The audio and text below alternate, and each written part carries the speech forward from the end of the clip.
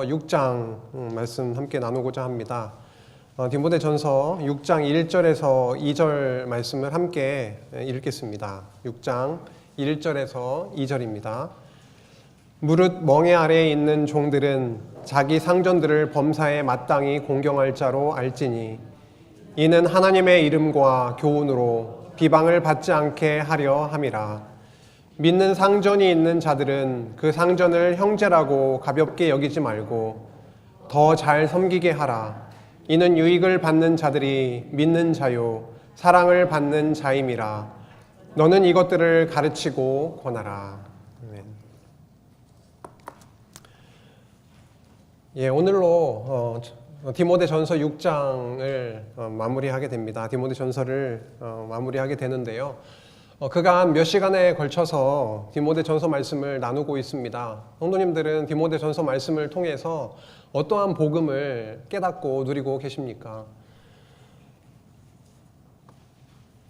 서신서를 이렇게 접하게 되면서 참 말씀을 깨닫고 정리하고 성도님들과 함께 나누는 이 과정이 참 만만치 않음을 느끼고 있습니다.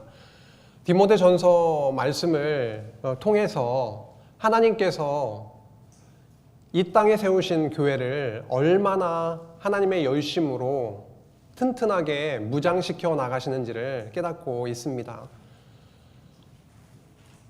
교회의 무장이라고 하는 것은 어찌 보면 이 말씀을 통해서 사이사이에 나오는 말씀을 통해서 그래 열심히 한번 해봐야 되겠다, 그래 열심히 믿음의 선한 싸움을 싸워 나가야 되겠다라고 하는 다짐을 하게 될지도 모르겠습니다. 오늘 말씀 6장에 보면은 믿음의 선한 싸움을 싸우라, 영생을 취하라, 이런 말씀도 나오거든요. 이런 말씀을 저희들이 접했을 때에 그래 믿음의 선한 싸움을 한번 싸워보리라, 이런 생각이 들 수도 있습니다. 그러나 디모데전서 1장으로부터 계속 읽어오다 보니까 제 가운데 하나님께서 계속 깨닫게 해주시는 바는 뭐냐면, 교회의 무장이라고 하는 것은 성도로 인간의 힘으로는 도저히 할 수 없는 일이야 라고 하는 것을 계속해서 본문의 말씀을 통해서 깨닫게 해주시고 있음을 보면서 참 뭉클한 시간을 가지고 있습니다. 조직을 갖추게 하십니다. 교회 조직을 갖추게 하세요. 성도를 부르십니다. 집사로 부르고요, 장로로 부르고요, 권사로 부르고요, 성도라고 하는 이름으로 부르십니다. 그런데 어떠한 자들을 부르시냐면 굉장히 능력 있고 교회의 일원이 돼서 무언가 해낼 수 있을 만한 조건을 가진 사람을 그 일원으로, 하나님의 자녀로, 성도로 부르시는 것이 아니라 디모데서에서 말씀하고 있는 바에 의하면 누구를 부르고 있는 거죠? 어떠한 자를 부르고 있는 것입니까? 비방자요, 박해자요, 폭행자였던 자, 그리고 죄인 중에 개수였던 자를 불러서 하나님의 나라의 복음을 전하는, 나누는 사도의 직분을 맡기셨음을 확인하게 됩니다. 우리는 안 그렇습니까? 우리가 이 자리에 앉아 있을 수 있는 그러한 조건이 있었던 자였냐는 거죠. 집사로, 권사로, 장로로, 목사로 하나님께서 부르신 것은 은혜로 부르셨구나, 그리스도 십자가의 긍휼로 감싸서 하나님께서 부르셨구나라고 하는 것을 너무도 깨닫게 됩니다. 우리가 죄인이었는데 죄를 뒤집어 씌워서 의롭다 하시고 우리를 하나님의 나라의 일원으로 부르셔서 함께 교회를 이루고 또 강건하게 세워져 나가게 하심을 확인하게 됩니다.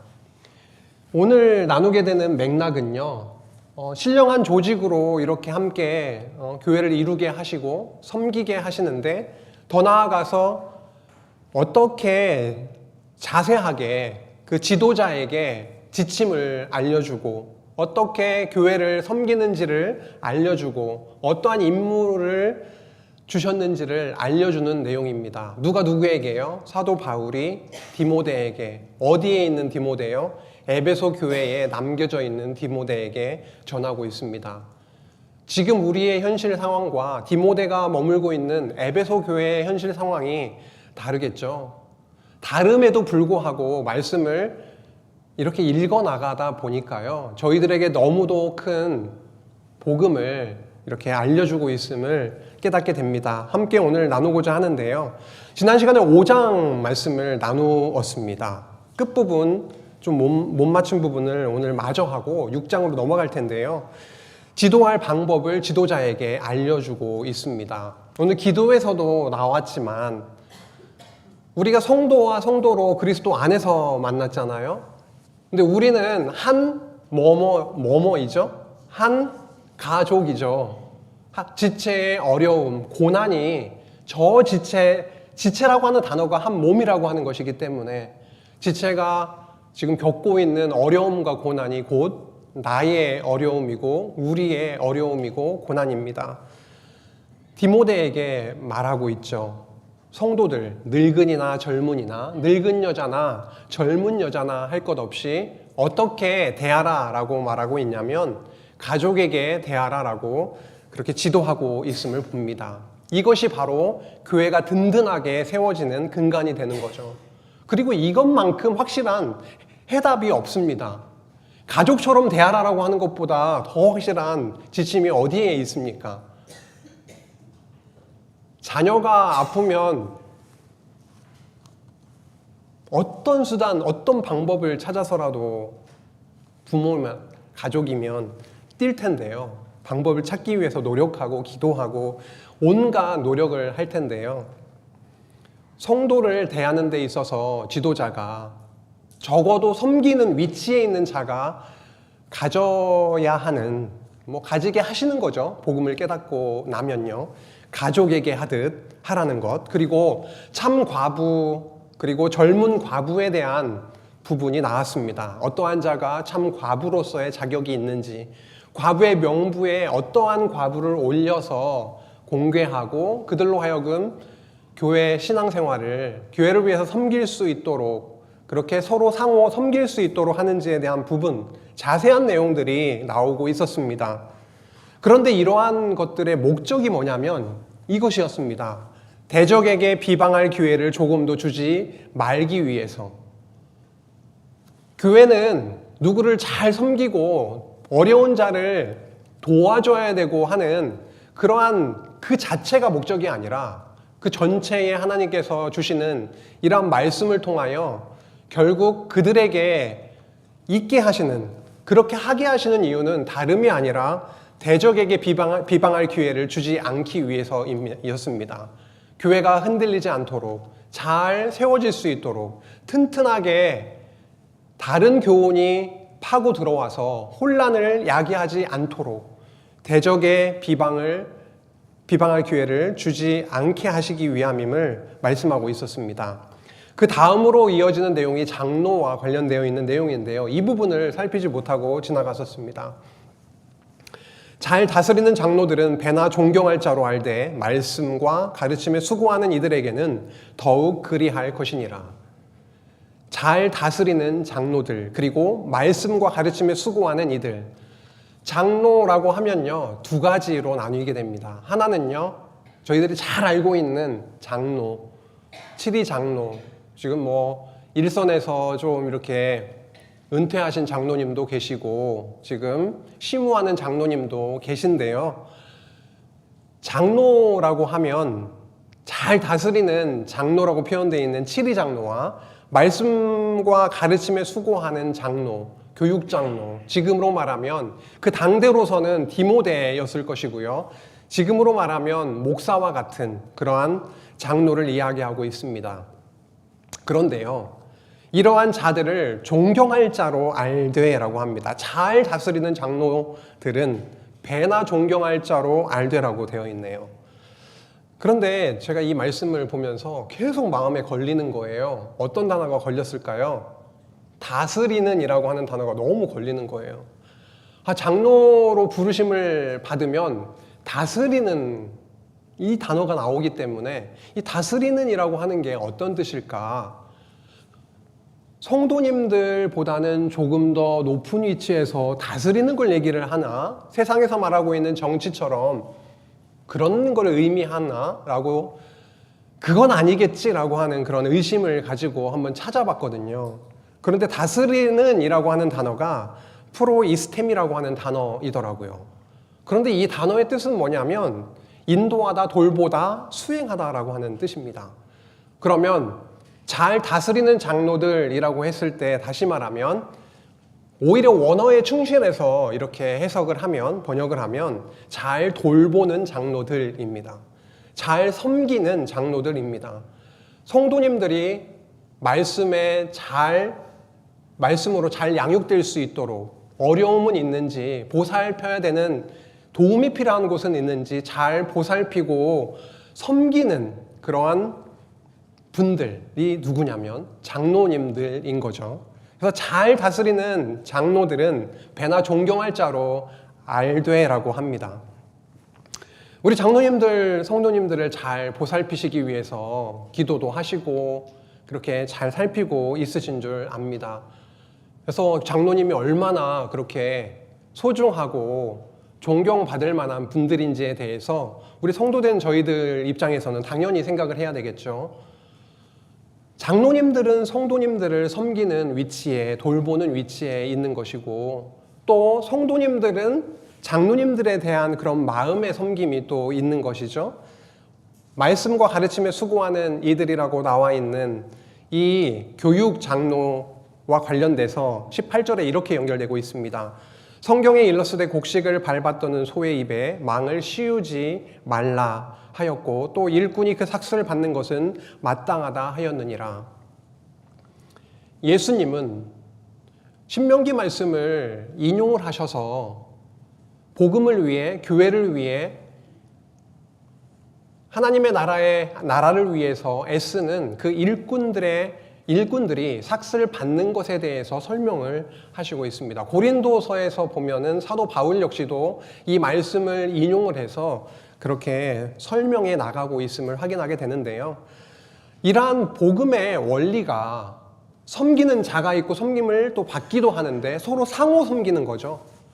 장로님들은 성도님들을 섬기고 성도님들은 오히려 피와 땀과 눈물과 애씀의 그 결과로 얻어진 물질을 정말 마음을 담아서 기도함으로 연보하시고 그것이 오히려 그런 장로를 섬기게 되는 그런 상호 섬김의 나라가 바로 하나님 나라 교회라고 하는 건데요. 이러한 말씀, 그 당시에 디모데가 처해 있는 그런 상황을 또 고려를 해야 되겠죠. 이러한 말씀을 통해서 디모데가 그 당시에 에베소 교회 성도들을 섬기고 말씀에 집중할 수 있도록 그렇게 상호 섬김의 행정을, 그런 과정을 그렇게 알려주고 있습니다. 그 다음으로 장로에 대한 고발은 두세 증인이 없으면 받지 말 것이요 라고 하는데요. 이 말씀은 신명기 말씀을 근거로 하고 있죠. 모든 악에 관하여, 모든 죄에 관하여 한 증인으로만 정할 것이 아니라 두 증인의 입으로나 또는 세 증인의 입으로 그 사건을 확정할 것이며 라고 신명기 19장 15절에 말씀하고 있는데, 만약에 장로에 대해서 고발 사건이 어떠한 장로라 할지라도 목사라 할지라도 완벽하지 않고 인간이기 때문에 때로는 유혹을 받기도 하고 실수할 수 있고 범죄를 저지를 수도 있겠죠. 이것에 대해서 어떤 성도 한 분의 고발을 통해서 정죄하고 심판하고 판단하고 이렇게 된다면 혹여라도 악에 의해서, 악감정에 의해서, 개인적인 원한에 의해서 마음에 안 드는 분들 계시죠. 그런 분들에 대해서 그게 혹시라도 대상이 그러면 안 되겠지만 장로님이셨을 때 그 장로님이 이러이러해요 라고 이렇게 고발을 할 경우에 한 분 성도님의 고발로 인해서 증인으로 그게 이루어져 버린다면, 진행이 돼 버린다면 교회에 엄청난 혼란이 다가올 것입니다. 그래서 두세 증인의 입으로 고발하게 하시는 거죠. 했던 것이죠. 비단 장로뿐만이 아니라 모든 성도님들에 관해서 이러한 부분들이 교회 안에서 잘 참고돼야 될 그런 부분이 아닌가 합니다. 근데 그 장로 중에서 범죄했을 경우에 범죄한 자들은 모든 사람 앞에서 꾸짖으라고 합니다. 장로의 범죄를 장로니까 덮어버리거나 장로니까 당회 안에서 좋은 게 좋은 거지 덮어버리거나 이러한 행정이 아니라 오히려 하나님 앞에서 범죄한 자, 그게 장로라 할지라도 목사라 할지라도 어떻게 하라고요? 모든 사람 앞에서 꾸짖어 나머지 사람들로 하여금 두려워하게 하라라고 하는 것이 디모데전서 말씀이 제시하고 있는 그 방향입니다. 굉장히 중요한 것이죠. 누구든 다 실수할 수 있고 하나님 앞에서 죄인이기 때문에 그럴 수 있는데 이러한 어려운 이런 범죄 상황 속에서 덮고 감추고 이런 것이 아니라 오히려 그리스도 십자가 앞으로 나아가서 죄인임을 인정하고 다시금 하나님의 은혜를 맛보며 한층 더 성장해가고 은혜를 맛보는 그 과정으로 가는 것이 바로 교회가 든든해지고 튼튼해지는 길이지 않겠습니까? 우리가 죄인임을, 부족한 자임을 깨달아가는 것. 자격 없는 자가 은혜를 이렇게 받는 것을 더 깨달아가는 것. 이것이 바로 더 든든하게 세워지는 과정일 것입니다. 디모데에게 이렇게 얘기합니다. 하나님과 그리스도 예수와 성부 하나님과 성자 예수 그리스도와 택하심을 받은 천사들 앞에서 내가 엄히 명한다라고 굉장히 준엄하게 강조하고 있습니다. 내가 엄히 명하노니 너는 편견이 없이 이것들을 지켜 아무 일도 불공평하게 하지 말라라고 합니다. 편견이 없이 지금 전하는 이 말을 지켜 행하라. 아무에게나 경솔히 안수하지 말고 라고 합니다. 이 부분이 굉장히 중요하더라고요. 이 흐름에서요. 지도자를 세우는 일이 얼마나 중요하고 준엄하고 하나님 앞에서 이 교회 안에서 지도자가 세워지는 것이 얼마나 중요한 일인지를 말씀하고 있습니다. 아무에게나 경솔히 안수하지 말라라고 하는 거죠. 특정한 친분이 있어서라든지 나에게 잘하는 사람이라든지 그런 것이 아니라 오히려 더 모든 성도님들이 두 눈을 크게 뜨시고 살피시고 정말 진리를 사랑하는 지체가 맞는 건지 그리스도 십자가의 은혜를 누리면서 교회를 이 복음 진리를 위해서 진력하고 섬길 준비가 되어 있는 지체가 맞는 것인지를 잘 살펴야 될 텐데요. 아무에게나 경솔히 안수하지 말고 다른 사람의 죄에 간섭하지 말며 내 자신을 지켜 정결하게 하라.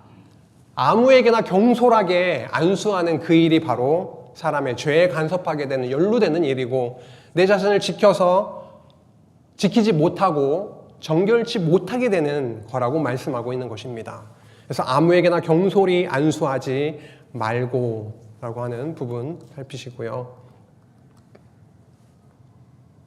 이제부터는 물만 마시지 말고 내 위장과 자주 나는 병을 위하여는 포도주를 조금씩 쓰라. 약간 좀 탈맥락적으로 좀 보이는 말씀처럼 들립니다. 왜냐하면 어떤 사람들의 죄는 밝히 드러나나 지금 방금 죄 문제를 말씀을 했잖아요. 그렇죠? 이 죄에 대해서 얘기를 하고 여기를 건너뛰어서 이쪽으로 넘어가면 자연스러운데 지금 23절 사이에 우리도 그러잖아요. 막 얘기를 하다가 갑자기 생각난 무엇 때문에 살짝 얘기하고 다음 본론으로 넘어가기도 하잖아요. 지금 이 말씀을 하면서 지금 바울의 마음 가운데 디모데와 관련돼서 떠오른 게 있어요. 디모데가 지금 위장병이 있거든요. 조금 고생하고 있었나 봐요. 그래서 너 좀 물이 안 좋았는지요? 어쨌든 물만 먹지 말고 포도주를 너의 건강을 위해서 좀 쓰라라고 하면서 넘어가고 있습니다. 이게 뭐 핵심은 아니겠죠, 이 말씀이. 또 디모데를 향한 사랑의 마음과 그렇게 걱정하고 염려하는 그런 사랑의 마음일 텐데요.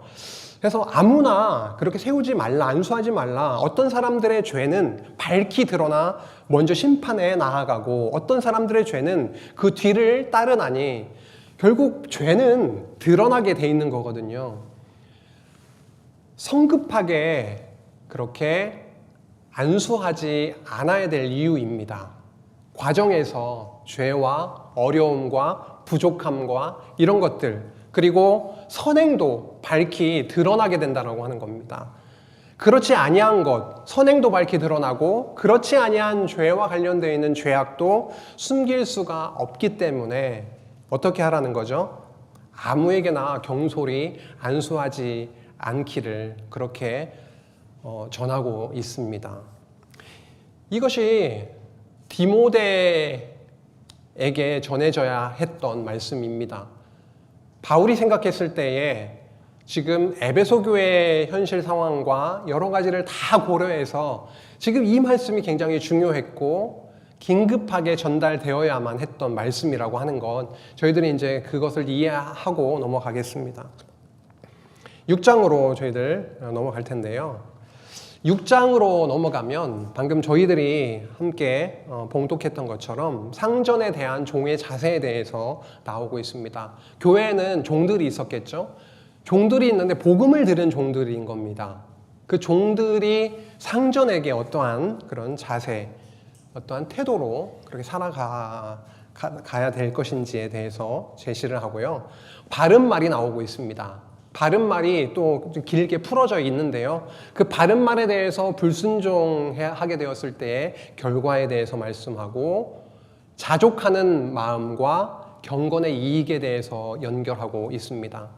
불순종의 결과는 결국은 진리에서 멀어지는 것이고 경건을 따르는 것이 아니라 오히려 경건을 이익의 방도로 생각하는 것인데, 그런데 그것과 반대로 만약에 자족하는 마음을 주신다라고 한다면 그 경건이라고 하는 것은 이익의 방도가 아니라 엄청난 이익을 준다라고 하는 거죠. 경건이야말로 성도에게 있어서 경건의 이익이 있다라고 하는 것 이따 살펴보게 될 것입니다. 그리고 12절에 가면 믿음의 선한 싸움을 싸우라, 영생을 취하라. 불끈불끈 하시죠? 안 하세요? 네. 그러셔도 될 것 같은데 우리 마음 가운데 역사해 주시면 믿음의 선한 싸움을 싸우고자 하는 마음을 당연히 가지게 될 것이고요. 그리고 주신 영생을 누리게 될 것인데 그것을 재림의 날까지, 예수님께서 다시 오시는 재림의 날까지 이 명령을 지키라라고 하면서 엄청나게 풍성한 하나님을 향한 송영, 그 영광에 대한 말씀의 찬양을, 그 송영을 하고 있습니다. 이 찬양이라고 하는 것이고요. 그리고 부한 자들이 있었어요. 그 안에는 어려운 자들도 있었을 거고 가난한 자도 있었을 것이고 부한 자들도 있었을 것인데 그 부한 자들에 대한 생활의 지침에 대해서 말씀하면서 다시금 지도자의 임무가 무엇인지를 말씀함으로 디모데 전서를 마무리하고 있습니다. 전체 흐름을, 내용을 좀 간략하게 봤기 때문에 본문을 좀 살피면서 쭉 가겠습니다. 6장 1절입니다. 상전과 종의 그런 관계 속에서 이 말씀이 나오고 있네요. 무릇 멍에 아래에 있는 종들은 자기 상전들을 범사에 마땅히 공경할 자로 알지니. 육신으로는 종이죠. 영적으로는 어떻게 된 겁니까? 이 종들이 하나님의 아들이 되어버렸어요. 엄청난, 존재론적으로 엄청난 신분이 변해버렸습니다. 그래도 육신을 갖고 있으니까 누구를 섬길 수밖에 없는 종의 삶을 살 수밖에 없는 위치에 있지만 하나님의 나라 안에서는 하나님의 아들이 되어버린 거예요. 그럼 이 종들이 조금 헷갈려지겠죠. 나는 하나님, 이래봐도 나는 하나님의 아들인데, 하나님의 자녀인데, 거룩한 백성인데 내가 저 사람들 아래서 이렇게 살아야 할 거야? 이런 질문을 했을 수도 있겠죠. 그런데 성경에서 보면은 하나님이 아무리 하나님의 자녀로 택함을 받은 자라 할지라도 본인의 삶을 아무렇게나 살으라, 방탕하게 살으라, 이런 말씀을 찾아볼 수가 없습니다. 왜냐하면 하나님의 백성을 삼으시는 것도 하나님의 은혜이고요. 하나님의 뜻대로 된 것이고 지금 종으로서 살게 하시는 것도 하나님이 인도하신 그 곳이죠. 맞습니까? 네. 우리가 어떠한 상황 속에 있든지 그 자리가 하나님께서 우리로 하여금 있게 하신 그 자리이기 때문에 하나님의 백성된 종들이라 할지라도 더더욱 믿지 않는 상전이라 할지라도 마땅히 공경할 자로 알지라라고 합니다. 그 이유가 나오네요. 그 이유는 뭐냐면 이는 한번 읽어볼까요? 이는 다음에 시작. 하나님의 이름과 교훈으로 비방을 받지 않게 하려 함이라.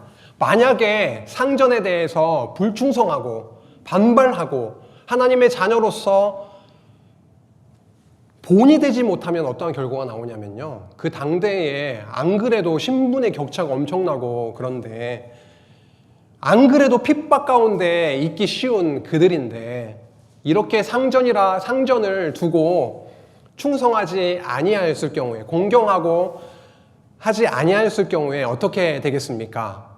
하나님의 이름이 비방을 받게 되겠죠. 어떻게 그리스도인으로서 오히려 저런 삶을 사는지 오히려 비방을 받게 되기 때문에 하나님의 이름과 그 복음이 오히려 비방을 받게 되기 때문에 종들로 하여금 상전을 공경할지라라고 합니다.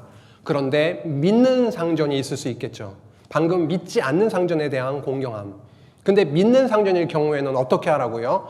더 잘 섬기라고 하는 겁니다. 왜요? 그 이유는 그 상전이 바로 하나님을 믿는 성도이기 때문에 어떤 그자냐면요, 유익을 받는 자, 그가 바로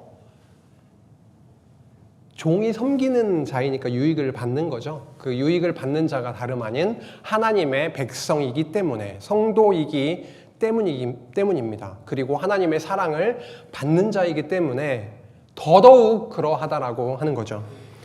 그 당시에 종들과 상전의 관계가 엄청난 격차가 있고 복음을 들은 하나님의 자녀가 된 종들 입장에서 이러한 것들을 안내해 주지 않으면 어려움이 되기 때문에, 교회가 오히려 흔들릴 수 있기 때문에, 하나님 나라 안에서의 질서가 분명히 있지만 이 땅 위에 두신 종들이기 때문에 이 땅 안에 이루어진 하나님께서 인도하신 그 상황 속에서 충성하게 하시는 그런 말씀을 저희들 깨닫게 됩니다.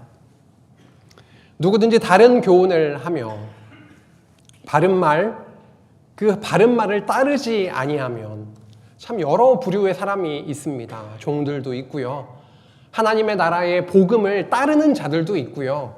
그게 아니라 지금 1장부터 5장 사이에 간혹 나왔던 단어가 바로 다른 교훈입니다. 다른 교훈을 선포하며 다니는 사람들이 있었다라고 하는 것입니다. 그렇게 되면 교회로서는 너무 어려운 상황 속에 있게 되는 거죠. 복음 자체가 어떻게 돼요? 이게 바로 세워지지 못할 수 있기 때문에, 흔들릴 수 있기 때문에요. 복음 자체가 흔들리는 것이 아니라 성도들이 다른 교훈, 참복음이 아니라 거짓 교훈을 듣고 이렇게 다른 하나님과 멀어질 수 있기 때문에, 그래서 다른 교훈을 하면서 바른 말인 우리 주 예수 그리스도의 말씀, 그리고 사도 바울을 통해서 선포되고 있는 경건에 관한 교훈, 그게 바로 바른 말인데, 그 바른 말을 따르지 아니하면 어떻게 되냐면 교만해지고요. 그래서 교만한 그는 많은 것을 알고 있다라고 착각할지 모르지만 결국 뭐라고 말씀하냐면 아무것도 알지 못하고 변론과 언쟁을 좋아하는 자이다라고 하면서 그 결과로 어떠한 현상이 일어나게 되면요, 투기, 분쟁, 비방, 악한 생각이 나게 된다라고 합니다. 디모데전서 1장에 보면은 내가 사도 바울이 디모데에게 전하는 이 교훈은 무엇에서 나오는 사랑이다라고 표현을 하고 있습니다. 1장으로 한번 가면 제가 한번 읽어드리겠습니다. 이 교훈의 1장 5절이네요. 이 교훈의 목적은 청결한 마음과 선한 양심과 거짓이 없는 믿음에서 나오는 사랑이거늘이라고 합니다. 참 복음, 그리스도의 십자가 복음을 통해서 성도들에게 나오게 되는 결과는 뭐냐면 사랑이죠. 하나님 사랑, 이웃 사랑이 되겠는데요. 진리와는 멀어지고 바른 말, 예수 그리스도의 말씀과 사도 바울을 통해서 선포되고 있는 그 경건의 교훈을 뒤로 한, 이제 받아들이지 않는 그런 교만해진 아무것도 알지 못하는 자들로 나오는 결과는 뭐냐면 사랑이 아니라 투기, 분쟁, 비방, 악한 생각이 나오게 되는 거고, 그들의 마음은 청결한 마음이 아니라 부패하여진 마음이 되고, 진리를 이제 잃어버리게 되며 경건을 이제 이익의 방도로 생각을 하게 된다라고 하는 거죠. 그것으로 인해서 다툼이 일어난다라고 말합니다. 그 당대에 이러한 일이 일어나고 있었던 거죠. 다른 복음을 전하면서 거짓 경건의 모습을 보이면서 그들에게 경제적인 유익을 얻으려고 했던 그들의 다툼, 그런 일들이 일어났었던 것입니다. 그러나 자족하는 마음이 있으면은 무엇은 큰 이익이 된다고요? 경건이요. 지금 디모데 전서에서 어느 단어보다도 많이 나오는 단어가 바로 경건이라고 하는 단어입니다. 경건을 쉽게 한번 그냥 풀어보면 하나님 경외라고 할까요? 하나님을 경외하는 마음과 삶의 태도라고 보면은 크게 벗어나지 않을 겁니다. 그 경건이 때로는 다른 교훈을 전하면서 이익의 방도로 삼는 자들이 있지만, 반대로요, 하나님께서 자족하는 마음을 주시면 그 경건이야말로 큰 이익이 됩니다. 큰 이익이 된다라고 했을 때 어떠한 느낌으로 다가오세요? 경건을 통해 나에게 주어지는 이익은 뭘까요? 통장으로 이렇게 입금이 이렇게 착착 되는 그런 이익이요? 그건 아니잖아요. 자족이라고 하는 것은 사실 사도 바울은 그렇습니다. 자족하기를 배웠다라 그래요. 사도 바울이 처해 있었던 상황들은 너무 우리가 싫어하는 상황들이에요. 비천에 처할 줄도 알고 풍부에 처할 줄도 알아. 모든 일, 배부름, 배고픔, 풍부, 궁핍, 그런 모든 상황에 처할 줄 아는 일체의 비결을 내가 배웠다라고 하면서, 자족하기를 내가 배웠다라고 하면서 그랬던 바울이 디모데에게 전하고 있는 겁니다. 나는 사실 시도하고 그러한 삶을 정말 살고 싶었으나, 정말 배우고 싶었으나 도저히 나는 못 배웠는데 너라도 좀 배웠으면 좋겠다, 이런 차원이 아니라 실제로 엄청난 상황 가운데 처해 있었지만 자족하기를 나는 일체의 비결을 배우게 되었고, 예수 그리스도로만 만족할 수 있는 그러한 하나님의 자녀로서 그러한 삶을, 일체의 비결을 성령께서 함께 하심으로 그리스도의 십자가 사랑으로 나는 배우게 되었다라고 하는 거죠. 그 배웠던 바울이 얘기하는 겁니다. 디모데야, 자족하는 마음이 있으면 그 경건이야말로 엄청나게 큰 이익이 된다. 영적으로 엄청난 부요함을 우리로 하여금 누리게 해주는 것이 바로 경건이다. 뭐가 전제가 되면요? 자족함이 전제가 된다면. 주여, 자족함, 너무 아름답고 귀한 단어인데요, 저희 성도들이 자족함만 있다면 얼마나 하루하루의 삶이 감사하고 은혜 가운데 거하게 될까요? 성령께서 주시는 마음이죠. 성령께서 우리에게 매일의 삶 가운데 자족하는 마음을 풍성하게 부어주셔서 내가 지금 가지고 있는 것, 먹고 입고 누리는 이것이 참 감사로 그렇게 불려지기를 간절히 바랄 뿐입니다. 왜냐하면 우리가 세상에 아무것도 가지고 온 것이 없음에 또한 아무것도 가지고 가지 못하리라.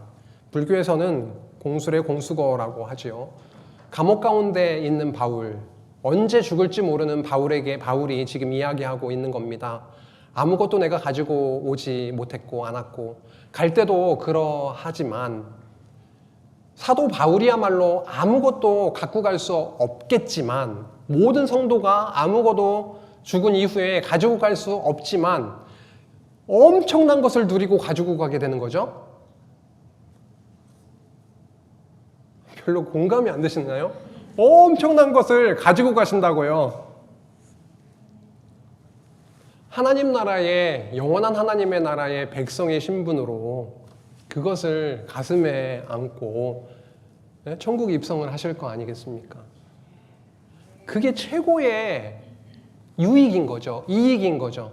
근데 죽음 이후에만 그것이 저희에게 허락된 것이 아니라 이 땅에 살아가고 있는 어떠한 상황에 있을지라도 하나님이 우리의 마음을 붙드셔서 자족하는 마음만 주시면 1초 전까지 지옥이었는데 지금부터 이제 완전히 다른 세계로 누리게 하실 수 있다라고 하는 것입니다.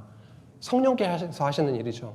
우리 가운데 그 탐욕을 발로 쾅 차가지고 저쪽으로 보내버리시고 우리 마음 가운데 자족하는 마음 주시면 좋겠네요. 우리가 먹을 것과 입을 것이 있은즉 족한 줄로 알 것이니라. 아멘. 이 당시에 먹을 것, 입을 것조차도 힘들었겠죠, 사실은. 그때랑 이때랑 어떻게 같을 수 있어? 적어도 통장에 이 정도는 좀 세이브 되어 있어야 족한 줄로 알 수 있지. 그때랑 지금이랑 어떻게 같아? 이렇게 우리가 생각할 수 있을지 모르겠어요. 그런데 먹을 것, 입을 것조차도 하나님이 안 주실 수도 있잖아요. 그리고 저희 대한민국에 태어났잖아요. 정말 좋은 나라에 태어나게 하셨습니다. 이것도 복이지 않나요? 아프리카에 태어났으면요. 기아에 허덕이는 그 환경 속에 태어났으면요. 맑은 물도 마실 수 없는 그런, 물만 잘못 마셔도 죽을 수 있는 그런 환경 속에 태어났으면요. 먹을 것과 입을 것이 있은즉 족한 줄로 아는 그 자족의 그런 마음으로 하나님이 인도하시면 정말 저희들의 성도의 삶이 하나님을 찬양하는 삶, 그 경건의 유익을 마음껏 누리고 이 땅에서 좀 아플 수 있고 좀 없을 수 있고 뭐 지위가 낮을 수도 있고 또 그럴지라도 영원한 하나님의 나라의 그 큰 영광을 저들 가슴에 안고 그날을 또 바라보며 살아가게 되겠죠. 부하려고 하는 자들에 대해서 한번 꼬집습니다. 부하려고 하는 자들은 시험과 올무와 여러 가지 어리석고 해로운 욕심에 떨어지나니 곧 사람으로 파멸과 멸망에 빠지게 하는 것이라. 자족하는 자와 대비가 되죠. 부하려 하는 자들.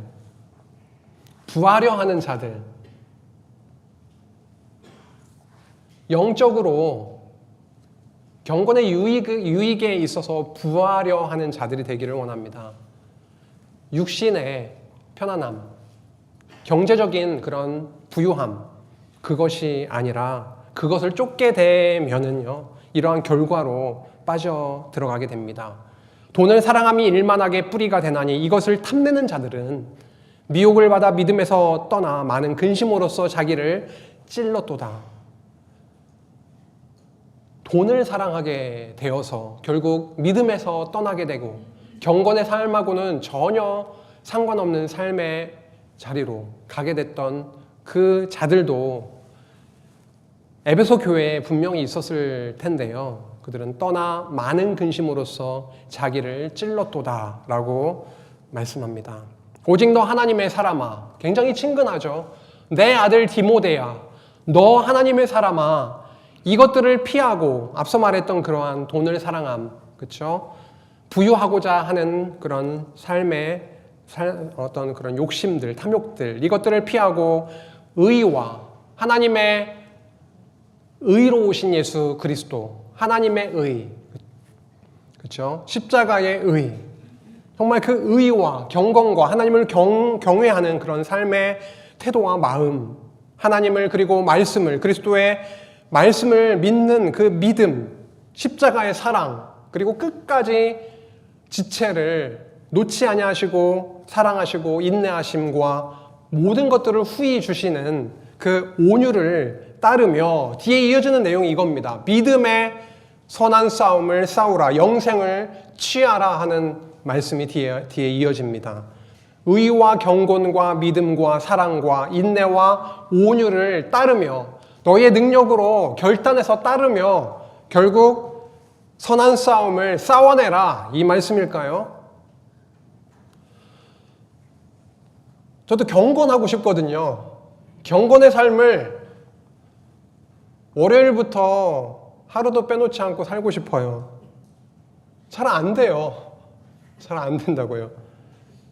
말씀 듣는 것보다, 말씀 읽는 것보다 때로는 유튜브 이 눈을 끄는 이 아주 잔인해요. 그 굉장히 그 제목들 뭐 클릭하고 싶어요. 클릭하면 10분, 클릭하면 20분, 막 1시간만 가잖아요. 어떻게 경건의 삶을 우리의 힘으로, 나의 힘으로 살 수가 있겠습니까? 어떻게 믿음을 지켜낼 수가 있어요? 어떻게 참을 수가 있을까요? 어떻게 옹졸하고 좁은 우리의 마음이 온유해질 수가 있을까요? 근데 믿음의 선한 싸움을 싸우라라고 바울은 디모데에게 아주 엄중하게 이야기합니다. 명령하고 있습니다. 영생을 취하라. 선한 싸움을 싸워내서 영생을 취하라, 이 말씀이 아니라 너로서는 할 수가 없지만 결국 성령께서 너와 함께 하셔서 싸우게 하실 거야. 그리고 이미 우리에게 주신 그 영생을 누리길 바래. 취하라가 누려라, 이러한 의미로 보시면 되겠습니다. 믿음의 선한 싸움입니다. 나의 힘으로, 노력으로 싸워내야 하는 싸움이 아니라 믿음의 선한 싸움입니다. 믿음이 우리의 소유가 아니죠. 하나님께서 주시는 것이기 때문에 주신 믿음으로 우리 안에 역사하셔서 우리는 싸울 수 없지만 우리로 하여금 믿음의 선한 싸움을 싸우게 하시고 주신 영생을 누리기를 그렇게 말씀하고 있죠. 이를 위하여 너가 부르심을 받은 것이 아니냐, 많은 증인 앞에서 선한 증언을 하였지 않느냐라고 하는 거죠. 이 다음에 13, 14절에 엄청난 찬양이 쏟아집니다. 송영이라고 해요. 그 영광과 말씀에 대한 말씀으로 찬양하는 내용입니다. 만물을 살게 하신 하나님 앞과 본디오 빌라도를 향하여 선한 증언을 하신 그리스도 예수 앞에서 내가 너를 명하노니, 송영은 그 뒷부분에 나오네요. 죄송합니다. 명하노니, 하나님 앞과 그리스도 앞에서 내가 명한다라고 하면서 뭘 명하냐면요, 우리 주 예수 그리스도께서 나타나실 때까지, 다시 그리스도가 재림하실 때까지 흠도 없고 책망받을 것도 없이 이 명령을 지키라라고 엄청나게 강한 어조로 이야기합니다. 이 명령을 지켜라. 그리스도께서 오신다. 하나님께서 재림하신다. 그때까지 지키라. 저희가 그리스도께서 재림하실 때까지 지켜야 될 게 뭐가 있을까요? 근데 바울은 디모데에게 이 명령을 지키라. 믿음의 선한 싸움을 싸우라 라고 합니다. 이 기약이 이르면 하나님이 그의 나타나심을 보이실 거다. 분명히 오신다라고 하는데요. 그 오실 하나님이 어떠한 분이신 줄 아느냐? 이러이러하신 분이시다라고 찬양합니다. 하나님은 복되시고 복이 근원 되시고, 그렇죠? 하나님 나라 되시고 하나님 나라를 우리에게 주실 수 있는 그런 분이시고, 복되시고 유일하신 주권자이시고 만왕의 왕이시고 만주의 주이시고, 오직 그에게만 죽지 아니함이 있고 영생이 그 안에 있다라고 하는 거죠. 가까이 가지 못할 빛에 거하시고 어떤 사람도 보지 못하였고 또 볼 수 없는 그분이 바로 오실 거다. 그에게 존귀와 영원한 권능을 돌릴지어다. 아멘. 이라고 하면서 끝까지, 그 재림의 날까지 이 명령을 지키라라고 합니다. 지도자에게 있어서 지켜야 될 것이 무엇인지 오늘 너무 명확하게 말씀하고 있죠. 그렇죠? 부한 자들에 대해서도 또 명합니다. 마음을 높이지 말라라고 해요. 정함이 없는 재물에 소망을 두지 말라고 합니다. 소망을 둘 대상은 이 땅의 재물이 아니라 무엇이요? 하나님이다라고 말씀하고 있는 거죠. 선을 행하고 선한 사업을 많이 하고 나누어 주기를 좋아하며 너그러운 자가 되게 하라라고 합니다. 부한 자들이 있다라고 하는 거죠. 가난한 자도 분명히 있었을 거고요. 부한 자들이 갖게 될 마음이 뭐냐면, 사실 부함, 정말 부자된 사람들이 좀 인터뷰를 하거나 고백하는 걸 들어보면 내가 정말 이렇게 될 수밖에 없는 사람이었어요. 나에게는 돈을 벌 수밖에 없는 아이템이 있었어요. 이런 사람들을 별로 듣지를 못했어요. 어찌 하다 보니까 이 자리에 왔어. 이런 식으로 얘기하더라고요. 그런 사람들조차도. 하나님은 누구는 부유하게 하실 수 있죠. 누구는 좀 어려움에 처하게 하실 수도 있습니다. 과정일 것이고요. 근데 왜 하나님은 성도에게 부하게 하셨을까요? 왜 성도에게 건강을 주셨을까요? 이 모든 것은 다 선한 일을 위해서라고 하는 것이죠. 이러한 부분이 이제 제시가 되고 있고, 이것이 장래에 자기를 위하여 좋은 터를 쌓아 참된 생명을 취하는 것이니라. 결국은 마음이 있는 곳에, 그죠? 물질이 있는 곳에 마음이 있는 것이잖아요. 그렇죠? 하늘에 쌓아두지 말라. 땅에 쌓아두지 말라. 보물을 하늘에 쌓아두라. 내 보물이 있는 곳에 내 마음도 있는 것이다 라고 말씀하면서 이제 마지막으로 디모데에게 이런 말씀을 합니다. 디모데야, 망령되고 헛된 말과 거짓된 지식의 반론을 피하라. 내게 부탁한 것을 지키라 라고 합니다. 지켜야 될 것이 무엇인 건가요? 선한 싸움, 그리고 하나님께서 주신 그 말씀, 그리스도의 복음을 지키라라고 하는 것인데, 부탁하는 것, 지금까지 너에게 이렇게 많은 부탁을 하고 명령을 하고 했는데 이 말씀을 지키라라고 하는 거죠. 간직하고 전하고 권하고 선포하고 섬기고 하는 건데요. 디모데 후서를 이제 함께 나누게 될 겁니다. 다음 시간에 1장 14절에 보니까 그 해답이 나와 있더군요. 내게 부탁한 아름다운 것을 지키라라고 했을 때 그것을 어떻게 지킬 수 있게 되냐면, 함께 읽겠습니다. 디모데후서 1장 14절입니다. 시작. 우리 안에 거하시는 성령으로 말미암아 내게 부탁한 아름다운 것을 지키라. 분명히 지키라라고 명령을 하고 있지만 너가 어떻게 지킬 수 있게 되냐면 내 안에 거하는 성령께서 그것을 지키게 하실 것이다 라고 분명하게 말씀하고 있습니다. 이것을 따르는 사람들이 있어서 이것이라고 하는 것은 그 이외의 것, 다른 교훈이라든지 돈을 따라갔다든지 하나님에 대한 경외, 그런 자족의 삶이 아니라 이것을 따르는 사람들이 있어서 믿음에서 벗어났느니라. 너희에게 은혜가 너희와 함께 있을지어다 라고 하면서 디모데 전서를 마무리하고 있습니다. 디모데 전서를 좀 간략하게 정리하고 오늘 맺겠습니다. 디모데 전서는요, 성령께서 교회를 굳건하게 어떻게 해나가는 거죠? 무장시켜 나가시는 그런 과정입니다.